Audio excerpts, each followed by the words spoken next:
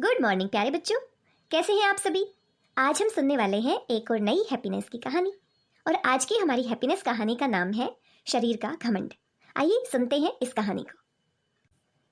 एक महान राजा अपने गुरु का काफी सम्मान करते थे। राजा शरीर से बहुत सुंदर थे और उनका चेहरा हमेशा चमकता रहता था। गुरु के चेहरे पर बचपन से ही कुछ दाग थे, जिसकी वजह से उनका चेहरा इतना आकर्षक नहीं था। लेकिन उनका ज्ञान और उनकी सूझबूझ से राजा अपना काम हमेशा कुशलतापूर्वक कर पाते थे। राजा के मन में अपने शरीर को लेकर श्रेष्ठता की भावना घर करने लगी थी। एक बार राजा ने मजाक के स्वर में अपने गुरु से कह दिया, गुरुवर, मैं आपकी समझ और चतुरता का बहुत सम्मान करता हूँ। आपसे ज्यादा विद्वान मैंने आज तक कोई नहीं देखा। लेकिन अच्छा होता अगर प्रकृति ने आपको सुंदर रूप भी दे दिया होता। गुरु ने जान लिया कि राजा सौंदर्य के सामने विद्या को तुच्छ समझने लगे हैं, पर वे उस समय चुप रह गए।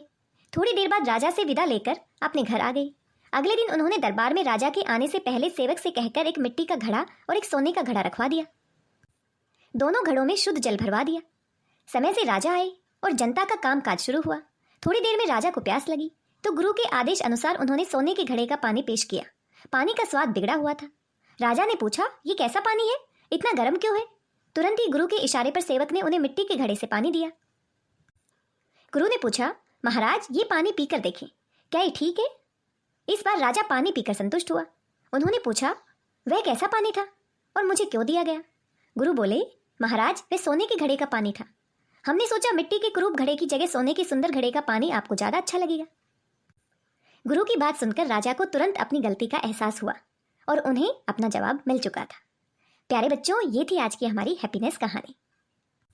आपको कहानी कैसी लगी, और साथ में यदि आप राजा के स्थान पर होते तो आप क्या सोचते।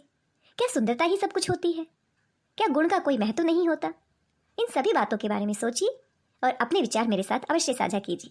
आज के लिए बस इतना ही।